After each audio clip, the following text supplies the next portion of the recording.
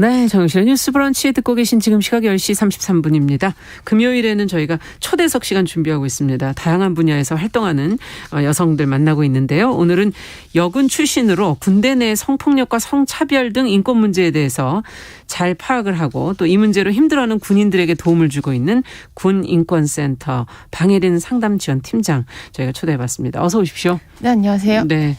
앞에서 소개를 간단하게 해드렸는데 군인권센터에서 활동하신 지는 얼마나 되셨어요? 제가 2017년 3월에 전역을 해서 바로 입사를 했으니까요. 아, 그렇군요. 올해로 한 4년 4년 하고 정도? 네, 몇 개월 더 됐습니다. 네, 주로 어떤 업무를? 저 상담과 관련된 모든 업무는 다 수행을 하고 있고요. 지금 뭐 상담 여군뿐만 아니라 네. 상담 들어오는 것들은 제가 다 확인을 하고 어떻게 지원을 해드릴 수 있는지 이런 것들을 이제 점검을 하는 역할을 하고 있습니다. 네. 여군으로 해군사관학교를 나와서 복무를 하셨다 이렇게 네. 저희가 들었어요. 네, 네. 예비역 대위. 네. 맞죠? 네. 오래된 얘기지만 왜 군인이 되고 싶으셨어요? 여러 이유들이 있는데요. 제가 인터뷰를 하면서 생각을 많이 하게 되더라고요. 왜 지원을 하게 되었는가.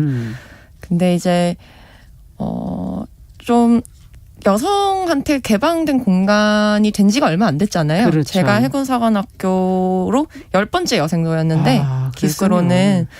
근데 좀 그런 얘기들을 여군들 좀 종종 하거든요. 입대를 어떻게 하게 됐냐 이런 걸 물어봤을 때 생각보다 뭔가 나의 능력을 좀 점검받고 싶은 그러니까 어떤 기존에 가지고 있던 어떤 여성적인 역할에서 벗어나서 내가 가지고 있는 어떤 신체적인 능력이나 아니면 어떤 정신적인 능력이나 이런 것들 좀 평가받고 싶어서 하셨군요. 지원하는 계기들이 많더라고요. 근데 저도 어느 정도는 그런 부분들이 있었거든요. 전 또 여고를 나왔기 때문에. 네. 금녀의 벽을. 네, 그런 것들을 깨보고 싶다. 네, 도전해보고 싶은.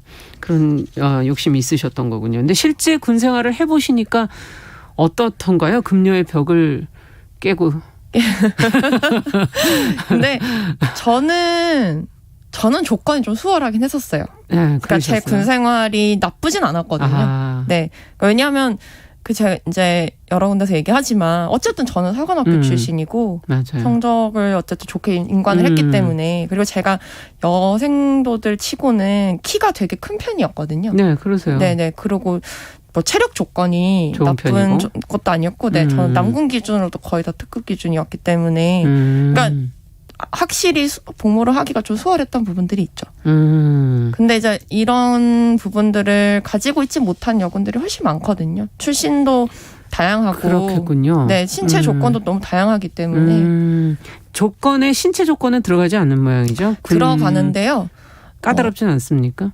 키가 지금은 아마 사관학교 기준으로는 153 이상부터는 그렇군요. 받으니까 체구가 작거나 좀 왜소한 수도 있겠네요. 네, 여생도들이 여군들이 들어올 수 있죠.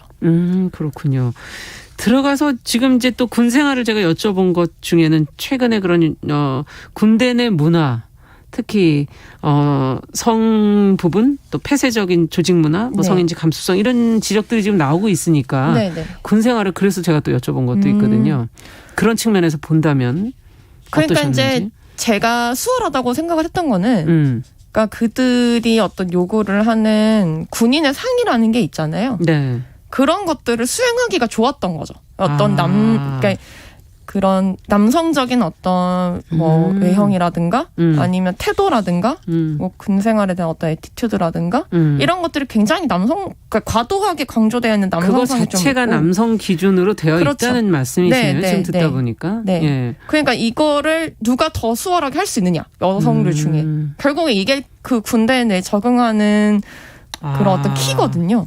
근데 그 안에서는 잘 몰랐던 거죠. 그냥 그게 나는 너무 당연하게 군인이면 해야 되는 거고.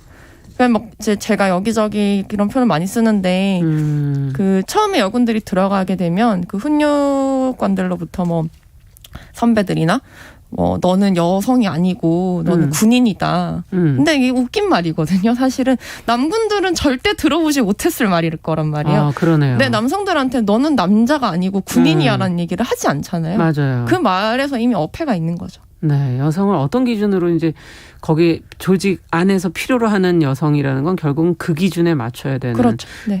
그 자체가 좀 힘들 수가 있겠네요. 일단 그렇죠. 들어가서도. 네, 네. 그런 거에서 괴리를 되게 많이 느끼는 것 같아요. 아, 그렇군요. 그러면서도 또 여성으로 아닌 군인이라면서 여성으로 또 취급할 때가 있는 거 아니에요? 그렇죠. 그런 이제 역할들을 그러니까 남성 조직 내에서 남성이 수행하지 못한 역할들이 있잖아요. 네. 예를 들어서 뭐 좋게 말하면 네. 뭐 엄마 같은 리더십, 뭐 누나 같은 리더십, 뭐 이런 얘기할 때도 있고, 그다음에 뭐 회식 자리 문화 이런 것들은 워낙에 얘기가 많이 나온 부분들이고, 그렇죠. 네, 그다음에 꼭 어떤 뭐 행사나 이런 것들을 이제 배치를 할 때 반드시 여성이 들어가야 필요한. 되고, 네, 그런 부분들에서 이 조직이 여성을 어떤 그 시선으로 네, 보고 시선으로 있는가. 보고 있는가. 그렇군요. 그러면 여성으로서는 어떨 땐 때로는 남성의 시선, 명예 남성의 역할을 하시기도 하다가 네. 군인으로서의 그렇죠. 복무를 하실 때 네, 또 어떨 땐 또 여성이 되었다가 왔다 갔다 정체성이 어떻게 보면 혼란이 있죠. 혼란스러울 네, 때가 네, 있지 않을까 하는 네. 그런 생각도 개인적으로는 들기도 하고요. 네. 제대를 하고 군의 인권을 위해서 지금 일하고 계시는데 어떻게 계기가 돼서 군인권센터로 가시게 됐는지. 아주 많은 계기들이 있는데요. 처음에 이제 당초 생각에는 네. 대학원을 가는 게 이제 전역이 목표였거든요. 아, 근데 그때 제가 전역을 좀 준비하던 시점이 예. 2016년이고 예.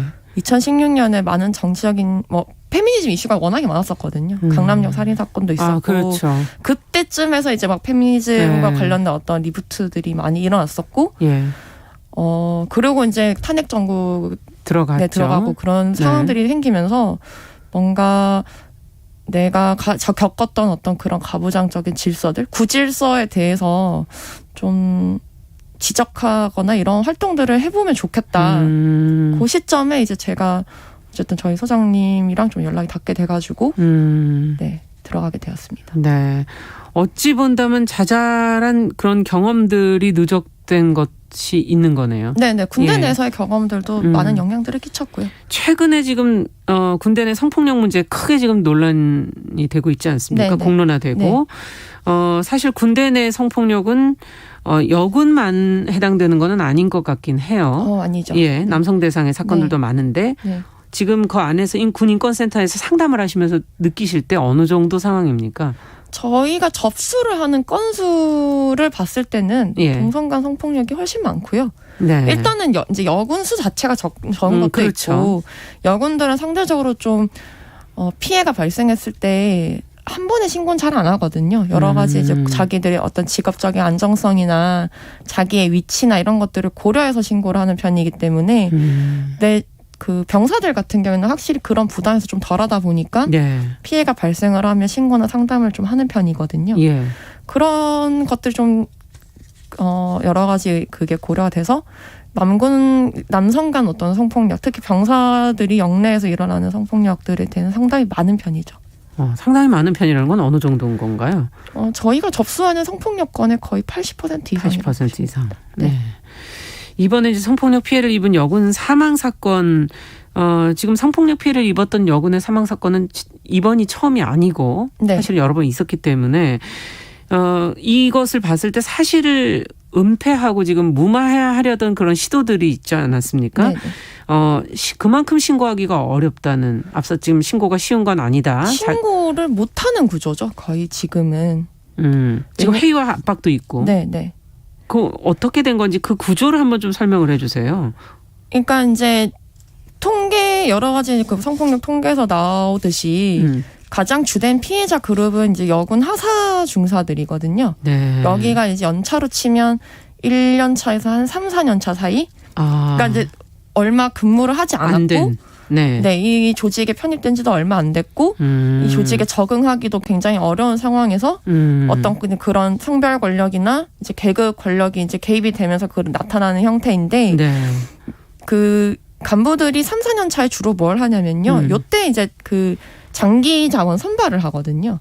그러니까 그게 뭡니까? 처음에 부사관으로 내가 입대를 예. 하면 예. 처음부터 내가 공무원으로서 20, 30년 근속을 할 수 있는 게 아니고 처음엔 4년만 복무를 할 수가 있어요. 예.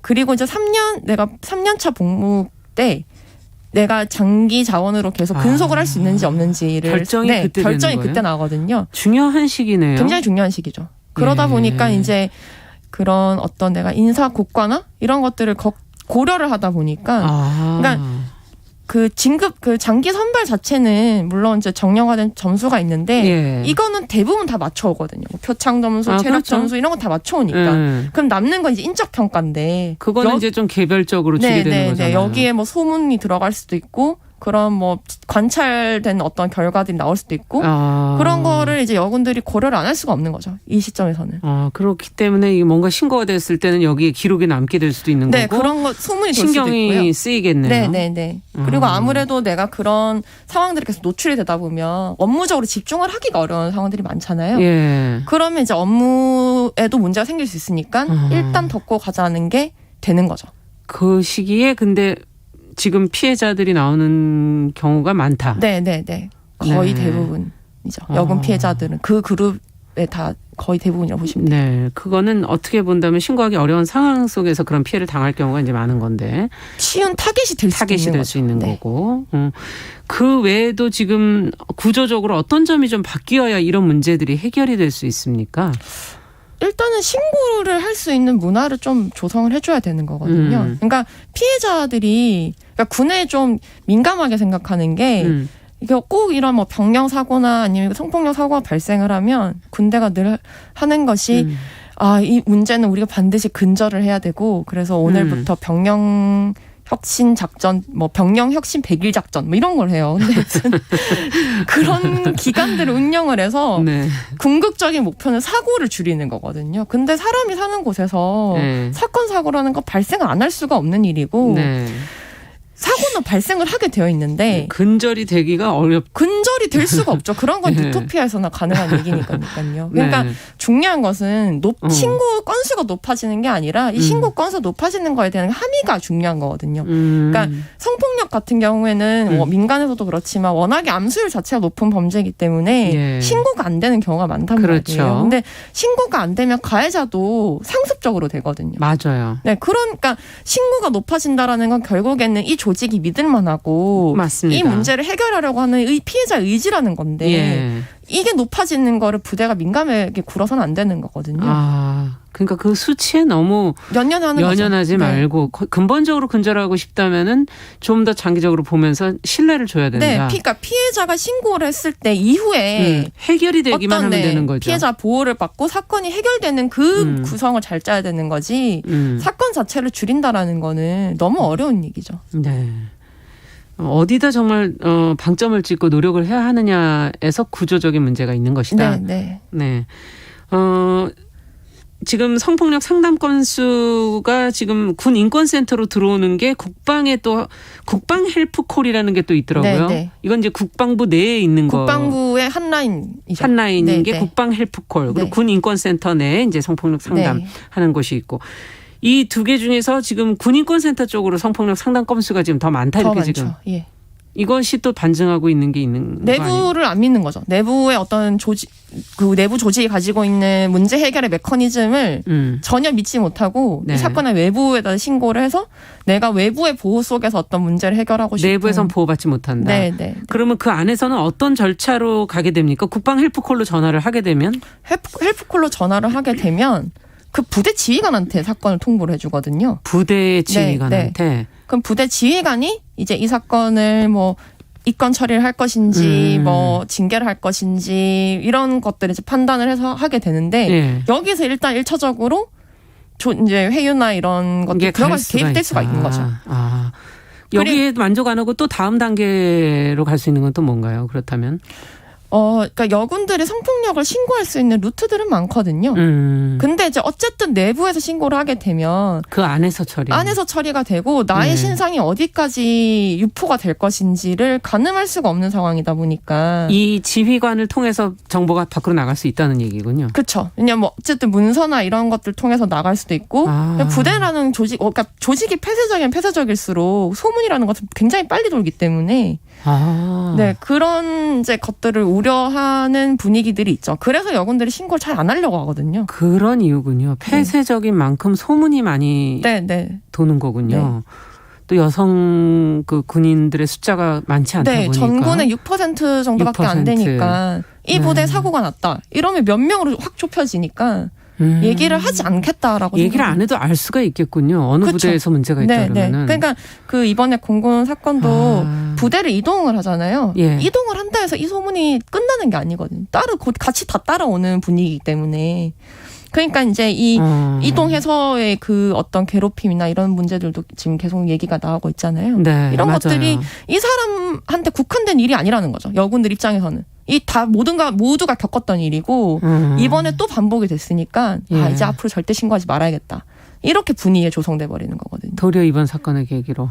그 이제 경계를 하죠. 네. 이 사건이 어떻게 처리되느냐에 끝까지 따라서 봐야겠지만. 네. 여군들이 어떤 이제 뭐 제도적인 도움을 받을 수 있는 가능성을 본다든지 뭐 이런 것들을 판단을 하게 될 것이죠. 네, 그렇군요. 폐쇄적이고 또 숫자가 워낙 적다 보니까 예. 그걸 아무리 조용하게 비밀리에 처리하려고 해도 쉽지는 않은 구조를 네, 지금 네. 갖고 있는 거군요. 그렇다면 성폭력 피해로 군인권센터로 연락을 하게 되면 문제 처리는 그럼 어떤 식으로 하게 됩니까?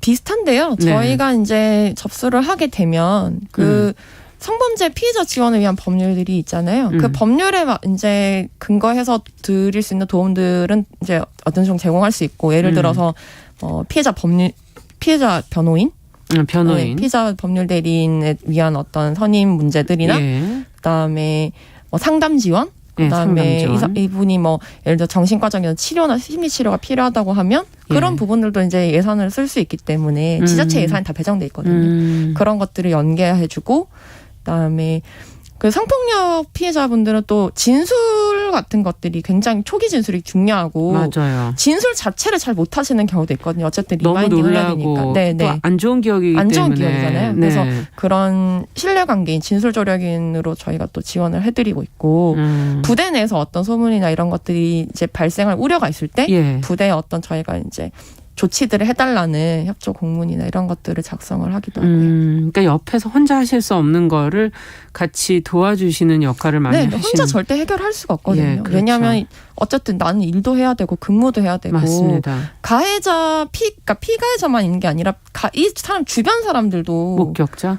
네, 뭐 주변에 뭐 같은 부서원들이라던가 이런 사람들도 막 2차, 존재하죠. 3차 가담할 수 있는 가능성들이 워낙에 높기 때문에 그런 것들을 혼자서 감당을 할 수가 없으니까 네. 이제 저희나 뭐 성폭력 상담 기관들이 그런 이제 도움들을 드리고 있는 거거든요. 지금 말씀해주신 그런 법률 변호인을 선임하는 이 민간에서 그러면 네, 민간 에서 변호사 오시는 선임, 건가요? 네, 선임을 하는 거죠. 예, 보통은 부대 안에서 하게 되면 거기에 관련된 법조인들이 보통 군에 있는 분들. 지금 원칙은 이제 국선 변호인. 변호사 중에 여성 법무관들이 있거든요. 여성 법무관을 배정을 하고 여성 법무관이 없으면 민간 풀에서 활용할 수 있도록 이제 협조를 해줘야 되고, 이런 것들이 다 안내가 돼야 되거든요, 피해자한테.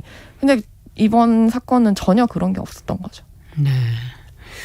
자, 지금 뭐 인권 문제가 물론 성폭력 문제만 있는 것은 아니어서 저희가 이제 최근에 있었던 사건 때문에 아직 물론 지금 이제 진행 중이기 때문에 저희가 뭐 결론을 낼 수는 없지만 군대 내에는 사실 다른 문제도 많지 않습니까? 뭐 그렇죠. 의문사도 있고 가혹행위도 있고 개선해야 될 부분들이 있는데, 또 최근에 코로나19 상황 속에서 여러 가지 SNS를 통해서 밝혀진 그런 뭐 크지는 않다고 할 수도 있지만 또 크다고 볼 수도 있는 그런 문제들도 있었고, 어떤 문제들이 최근에 상담 제보가 많이 들어오나요? 확실히 이제 2014년 윤일병 사건 이후로 병영 문화를 개선해야 된다라는 이제 어떤 그런 합의가 되어 있는 상태거든요. 네. 노력을 많이 투여를 했고, 그래서 옛날보다는 확실히 뭐 구타, 가혹행위 이런 것들은 많이 줄어든 상태인데, 요즘 좀 특이하다고 생각되는 어떤 상담 분위기는 병사들 자체의 어떤 기본적인 인권 감수성 자체가 올라가 있는 상황이거든요. 그러니까요. 예전과 달리. 그래서 그런 어떤 사회권적인 기본권과 관련되어 있는 상담들이 굉장히 많죠. 급식도 그런 부분에서 좀 나온 부분들이거든요.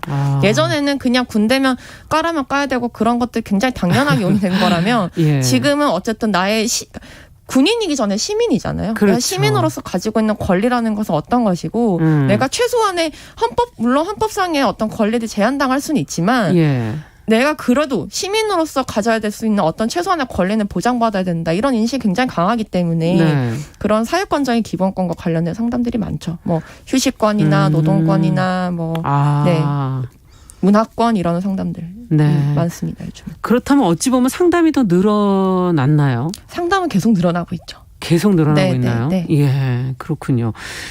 이 변화되는 어떤 젊은 세대의 인권 감수성을 군대라는 그런 어떤 문화 속에서 이것이 잘 변화하면서 서로 잘 적응해 나갈 수 있을까 하는 생각도 들기도 하는데요. 올해가 그래서 어떻게 보면 좀 군대가 좀 도전을 받는 시기인 것 같아요. 뭐 지금 계속 플로우가 이제 이 성폭력 사건 전에는 급식 문제가 있었고, 그다음에 코로나 문제가 있었고, 맞아요. 그러니까 군이 이제까지 고려하지 않았던 어떤 기본권의 영역들에 대해서 굉장히 많은 도전들이 있고, 한 번은 깨고 가야 되거든요. 한 번 노력해야 된다. 한 번 이제 점프하는 시기가 있어야 되기 때문에 그걸 이번에 국방부가 좀 우리가 어떤 발전하고 변화해야 되는 모멘텀으로 삼았으면 하는 부분들이 있는 것이죠. 그러네요. 상담이 이렇게 늘어나면 군인권센터 인력은 괜찮은지 뭐 비용은 다 있으신지 상담 이런 생각도 피로도가 높은 편인데 예. 지금 어쨌든 이렇게 안 좋은 사건들이 많지만 이게 일종의 기회일 수 있거든요. 변화를 일으킬 수 있고 어떤 제도를 정비하고 뭐 예를 들어서 지금 군인권보호관이라고 군인 이제 옴부즈만 제도인데 네. 이게 법이 만들어진 건 2016년이었나? 예. 근데 아직도 설치가 안 되고 있거든요. 설치를 하라고만 되어 있고 어디에다 설치를 하는 겁니까? 이제 이거를 두고 뭐 인권위 설치를 해야 되는지 어디 뭐 국회 설치해야지 이렇게 왔다 갔다 하면서 법안이 계속 정지가 되어 있는데 네. 지금 이 사건들이 일어나면서 좀 탄력을 받은 상태거든요. 예. 그러니까 그런 것들이 좀 제대로 정착돼서 움직일 수 있도록 저희 같은 시민단체들이 계속 꾸준히 푸시해야 되는 부분들이 있는 것이죠. 네. 물론 힘든 시기고 군이 도전을 받는 시기이긴 하지만 이런 사건들이 반성할 수 있고 제대로 이제 설 수 있게 하는 기회일 수 있으니까 네. 잘 활용을 했으면 좋겠다라는 얘기를 해주셨고요. 사실 안타깝게 세상을 떠난 고 변희수 하사 복직 소송도 지금 진행 중이라는 얘기를 들었거든요. 네네. 이것도 이제 재판부가 변호사의 복직을 인용해 주면 좋겠다는 걸 촉구하는 시민 탄원서집 모집 중이라고 네. 얘기를 들었는데 이 얘기도 조금 해 주시죠. 7월 1일이 이제 다음 기일이거든요. 곧 있으면 이제 재판이 또 이제 속개가 되는데, 네.